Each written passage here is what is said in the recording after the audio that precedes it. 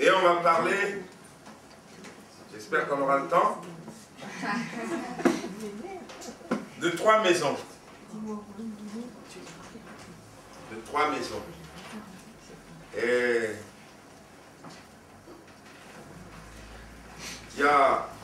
j'ai essayé de condenser au mieux. Parce qu'il y a tellement de choses à dire. Et malgré ce que je vais dire, on n'aura pas tout sur ces 3 maisons, mais on aura quand même les choses essentielles de ces 3 maisons. On va lire le psaume 127, verset 1. « Si l'Éternel ne bâtit la maison, ceux qui la bâtissent travaillent en vain. Si l'Éternel ne garde la ville, celui qui la garde veille en vain. En vain, vous levez-vous matin, vous couchez-vous tard, et mangez-vous le pain de douleur. Il en donne autant à ses bien-aimés pendant leur sommeil. » Amen. On va se lever et puis on va prier ce matin, bien-aimés, et vous allez demander au Seigneur sa grâce. Amen. Sa grâce sur vous, sa grâce sur moi, et qu'il y ait une parole de Dieu ce matin pour nous. Amen. Oh, nous sommes venus l'entendre, lui. Et il se plaît à utiliser les canaux faibles que nous sommes. Nous sommes poussière. Et lui, il est Dieu. Mais il veut nous utiliser pour sa gloire. Alors que ce matin, il puisse parler. Alléluia. Prions quelques instants, bien-aimés. Et demandons au Seigneur sa grâce. La Bible montre pleinement que nous sommes une maison dans laquelle Dieu lui-même veut venir habiter. Dieu veut venir demeurer dans ma maison. Dans mon cœur, Dieu veut venir. Est-ce que ce matin, je veux laisser le Seigneur Jésus devenir le maître de ma maison? Est-ce que je le veux? Dans Jean 14, verset 23, nous avons cette parole. Si quelqu'un m'aime, il garde ma parole. Et mon Père l'aimera. Nous viendrons à lui. Et nous ferons notre demeure chez lui. Celui qui ne m'aime pas ne garde point mes paroles. Amen. Si quelqu'un m'aime, il gardera ma parole et mon Père l'aimera. Alors qu'est-ce qu'on va faire? On va venir habiter chez lui. Amen. On va venir habiter chez lui. Est-ce que Dieu habite chez toi? Dans ta maison, dans la maison de ta vie, dans la maison de ton cœur. Qui est-ce qui est le maître? Qui est-ce qui habite chez toi? Le Seigneur Jésus, un jour, il était en train de passer et il va voir un homme qui s'appelle Zachée, qui était dans un arbre, perché là-haut. Il va s'arrêter. Zachée, allez, descends. Il faut que je demeure aujourd'hui dans ta maison. Je veux demeurer dans ta maison. Le Seigneur ne veut pas faire un passage. Mais il veut demeurer. Et il y a beaucoup de chrétiens qui aiment le Dieu de passage. Voilà. Quand on a un souci, quand on a un problème, on aime bien que Dieu vienne faire un tour chez nous. Mais dès que le problème finit, alors là, on retourne à nos activités sans Dieu et on ne veut pas que Dieu règne. Alors, pour que je puisse prospérer, il faut que Dieu demeure chez moi. Amen. Il faut qu'il demeure dans mon cœur. Il faut qu'il demeure dans ma vie. Hein, si Dieu demeure chez moi, alors eh bien, je vais avoir la victoire. Comment est ta maison ce matin? Dans les Proverbes, vous avez beaucoup de textes qui parlent de toutes sortes de choses qui peuvent rester dans une maison. Il y a par exemple une maison qui se penche vers la mort. Qui se penche vers la mort. Est-ce que ta maison ce matin, elle est comment? Est-ce qu'elle se penche vers la mort? Jésus, par exemple, va à un moment donné prendre un fouet et parlant de l'église, la maison de Dieu, eh bien, il y aura dans toutes sortes de choses dans la maison de Dieu. Et là, il prend un bâton là et il va chasser tout le monde. Et il va dire, ne faites pas de la maison de mon Père une caverne de douleur. Ça peut ressembler à notre cœur. Comment est ton cœur ce matin? Ayant fait un fouet avec des cordes, il chassa, il les chassa tous du temple. Jean chapitre 2, verset 15, il les chassa tous du temple. Vous voyez? Et il va dire au verset 16, ôtez ceci et ne faites pas de la maison de mon Père une maison de trafic. Une maison de trafic. Comment est ta maison ce matin? Comment est ton cœur ce matin en fait? Si je laisse le Seigneur venir dans ma maison, après il faut que je prenne soin de lui. Vous voyez? Le Seigneur ne peut pas cohabiter avec toutes sortes de choses terribles. Sinon, il sera mal à l'aise chez moi. Hein? Si vous invitez quelqu'un chez vous, ben vous prenez soin de la personne, hein, pour que la personne soit bien traitée, bien logée. Hein? Vous n'allez pas le mettre dans une pièce avec des rats, avec des cafards. Bon, même si vous aimez bien, il va essayer de trouver autre chose vite fait, parce qu'il ne peut pas cohabiter avec des rats. Est-ce qu'il y en a qui aiment les rats? Qu'est-ce qu'ils sont bons? Ils sentent bon. Les rats blancs.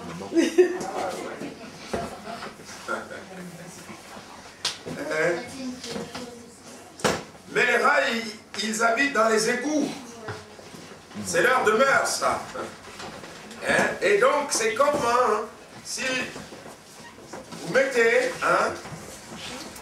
l'homme ou la femme qui est votre invité à la même hauteur que ces rats. On ne veut pas, on veut accueillir les gens.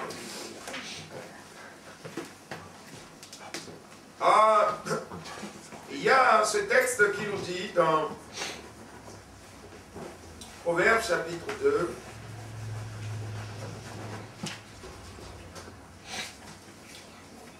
en parlant donc de ceux qui abandonnent les sentiers de la droiture au verset 13, afin de marcher dans les chemins ténébreux qui trouvent la jouissance à faire le mal.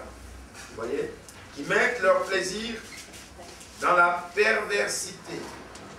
Proverbe 2, à partir de 13, je lis le verset 15, qui suivent des sentiers détournés et qui prennent des routes tortueuses. Hein? Il est question, hein? Et Dieu veut nous délivrer de tout cela.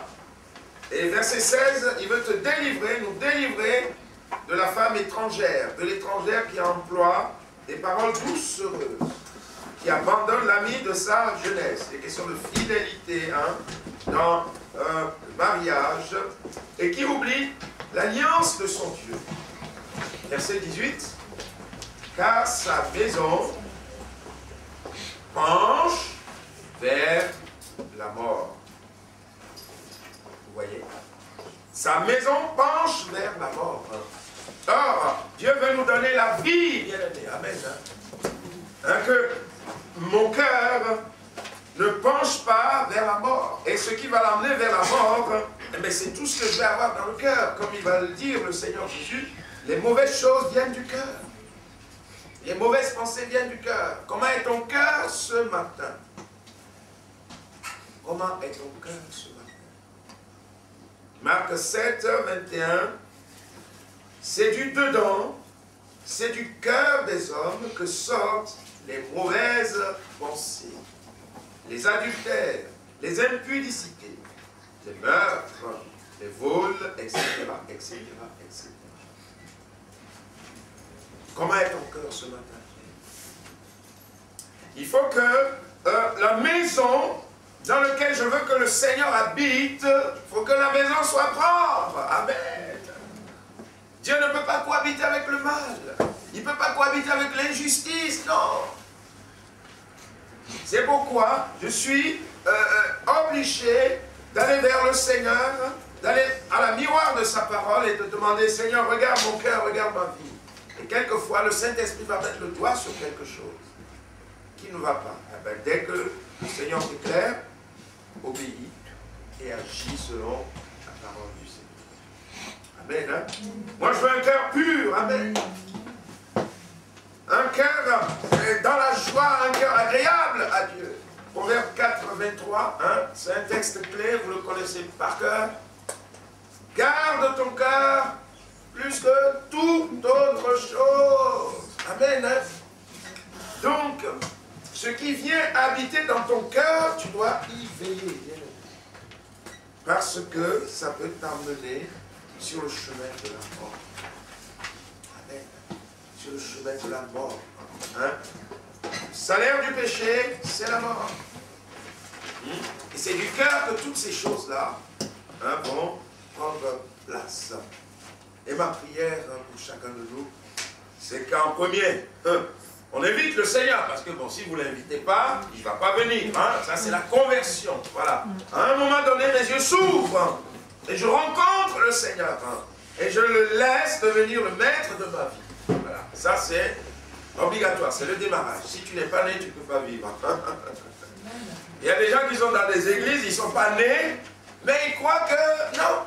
Il faut être né d'abord avant de vivre. Sinon, la vie spirituelle, il faut naître de l'esprit. Le Saint-Esprit fait ce miracle. Amen.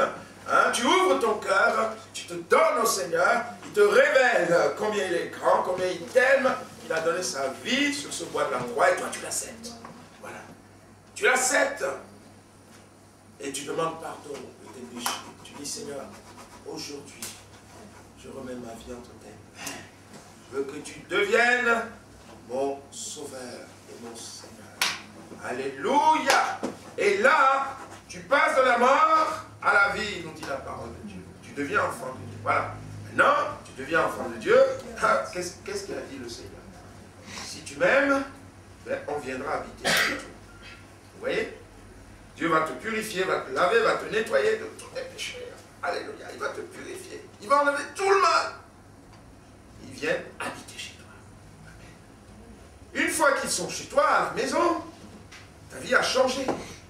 À toi maintenant de veiller sur cette maison qui est ton cœur. Amen. Et combien il y a de choses aujourd'hui qui viennent frapper à la porte de nos cœurs pour essayer de nous détourner. Non. Soyons intelligents et trouvons toujours le meilleur pour nous. Vous connaissez ce texte? Il y a beaucoup d'appelés. Beaucoup vont faire la démarche première. Hein. Mais il y a peu d'élus. Pourquoi? Parce qu'ils ne vont pas veiller après sur le cœur. C'est important hein, ce que je vous dis. Ils ne vont pas veiller sur leur cœur. Il faut qu'on veille, bien aimé. Amen. Hein, il faut qu'on soit gardien sur nos cœurs.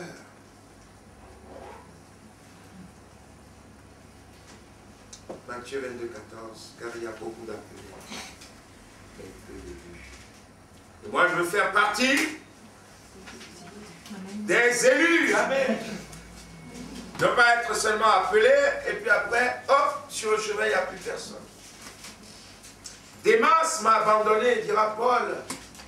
par amour pour le siècle présent. Ça veut dire quoi ça? Ça veut dire que Démas avait reçu le Seigneur. Il était avec le serviteur, l'apôtre Paul. En tant que ministre de Dieu, il est l'un des ministres de Dieu très efficaces. Il a dû voir des prodiges, des miracles. Mais quand même, il n'a pas veillé sur son cœur. Le monde venait lui faire de la courbette, lui faire des choses. Et puis à un moment donné, il s'est laissé prendre en piège. Et le monde là. Donc, il faut qu'on veille, en fait. Le Seigneur lui-même va dire, l'esprit est bien disposé, mais la chair, elle est faible. Vous voyez, la chair, elle est faible. Pourquoi? Parce qu'elle est attachée au mal, elle est attachée au péché. Et Dieu vient lui faire vivre quelque chose contre nature. À la base, la chair était une chair saine, bonne, mais le péché est venu. Et il a changé cette constitution. Et la chair, maintenant, il ne peut faire que le péché. Alors, qu'est-ce qui se passe? Moi, je donne ma vie à Dieu. Le Saint-Esprit vient habiter en moi. Et le Saint-Esprit donne une autre façon de vivre pour la chair. Oh là là, c'est dur pour la chair. Vous voyez, c'est ça.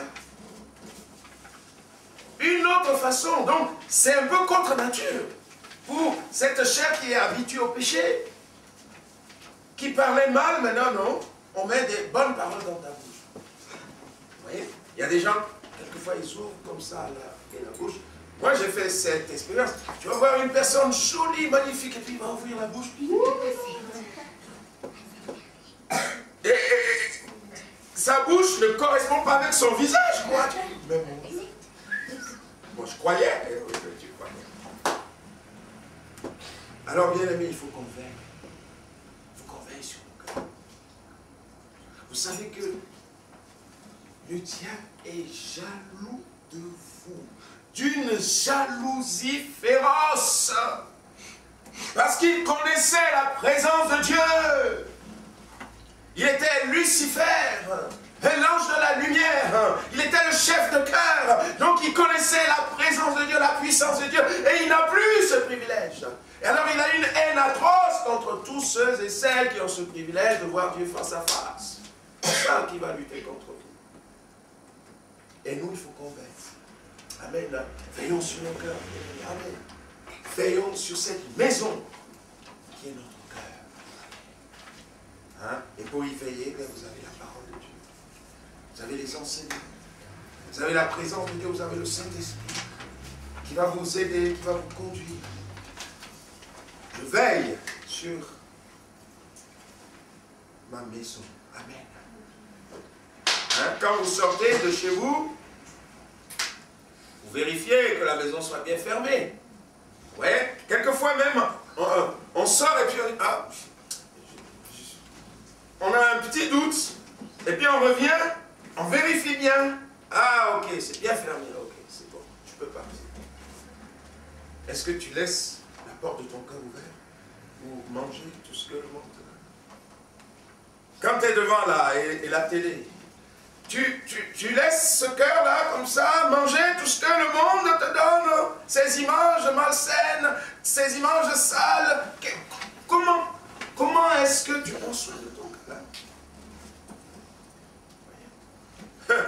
Moi, j'ai dit aux enfants, déjà, pour qu'ils aillent voir un film au cinéma, il faut qu'ils choisissent bien, mais je leur dis, vous allez au moins 15, 20, 30 minutes. Parce que si vous allez tout de suite au commencement, ils balancent sur les écrans des publicités. Oh là, mon sauveur. Quelquefois, c'est l'enfer. Et les enfants sont exposés à ça. Ils vont voir un film sur les nounours et on va leur balancer des publicités horribles. À la limite de la pornographie, quelquefois. C'est à moi de veiller sur mon cœur. Quand je suis à la maison, devant ma télé, maintenant il y a combien de chaînes? 8 millions de chaînes. Mais il n'y a jamais eu autant de chaînes et j'ai jamais eu autant de problèmes pour arriver à regarder un bon film. C'est terrible. Et donc, veillons, bien-aimés. Veillons sur ce que nous regardons.